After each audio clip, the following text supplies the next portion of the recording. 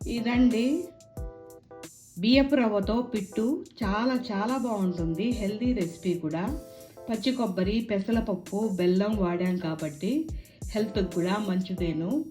మీరు చేసి రుచి చూడండి. మీకు గనక వీడియో నచ్చినట్టయితే లైక్ చేయండి, షేర్ చేయండి, సబ్స్క్రైబ్ అవ్వండి. మా వీడియోలు చూస్తున్నందుకు thank you friends. Hi friends, ఈరోజు ట్రెడిషనల్ వేలో బియ్యపు రవ్వతో పిట్టు చేసుకుందాం. ఒక అరకిలో బియ్యాన్ని శుభ్రంగా కడిగి ఆరబెట్టేసుకోవాలి. ఒక కప్పు పెసరపప్పుని వేయించి రెండు కలిపి రవ్వాడిచ్చేసుకోవాలి. ఈ విధంగా ఆరబెట్టుకున్న బియ్యం, వేయించిన పెసరపప్పు కలిపి సన్నగా రవ్వాడిచ్చేసుకోవాలి. ఇప్పుడు దీనిలో నుంచి ఒక కప్పు రవ్వ తీసేసుకోవాలి.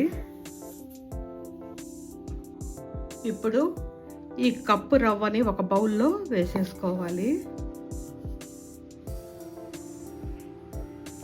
దీన్ని నీళ్లతో తడిపొడిగా కలిపేసుకోవాలి.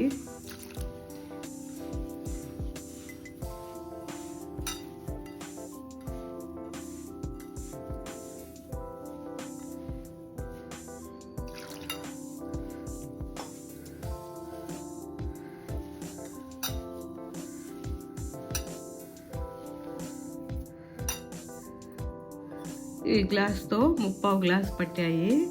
ఇప్పుడు ఈ రవ్వని ఒక అరగంట సేపు నాననివ్వాలి. ఇప్పుడు రవ్వ నానేలోపు కొబ్బరిని గ్రైండ్ చేసేసుకోవాలి. ఈ విధంగా కొబ్బరిని తరిగేసి జార్లో వేసి ఇలాచీ వేసి సన్నగా గ్రైండ్ చేసేసుకోవాలి. కొబ్బరిని ఈ విధంగా గ్రైండ్ చేసేసుకోవాలి.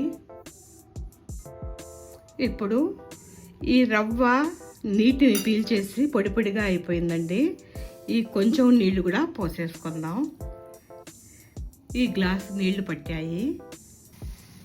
ఇప్పుడు ఇడ్లీ పాత్ర పెట్టుకొని ఇడ్లీ ప్లేట్కి కొంచెం నెయ్యి రాసి దీని మీద ఈ నానిన రవ్వ పెట్టేసుకోవాలి.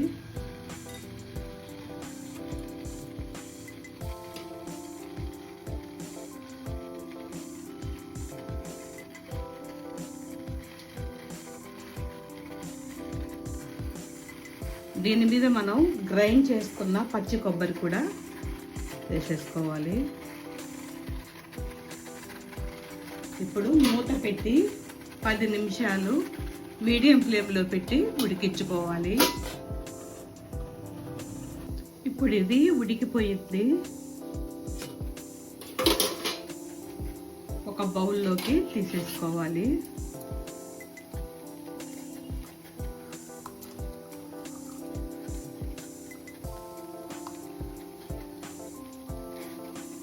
ఈ విధంగా బౌల్లోకి తీసేసుకున్నాక దీనిలో ఒక అరకప్పు బెల్లం వేసేసుకోవాలి.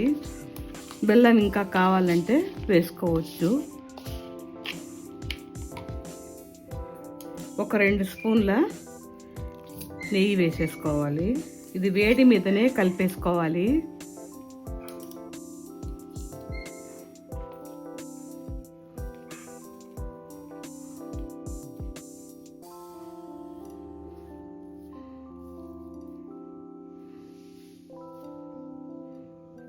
మంచి హెల్దీ రెసిపీ అండి. పెసరపప్పు, పచ్చి కొబ్బరి, బెల్లం అన్నీ ఉన్నాయి కాబట్టి హెల్దీ రెసిపీ. పిల్లలకు కూడా పెట్టచ్చు. ఈ విధంగా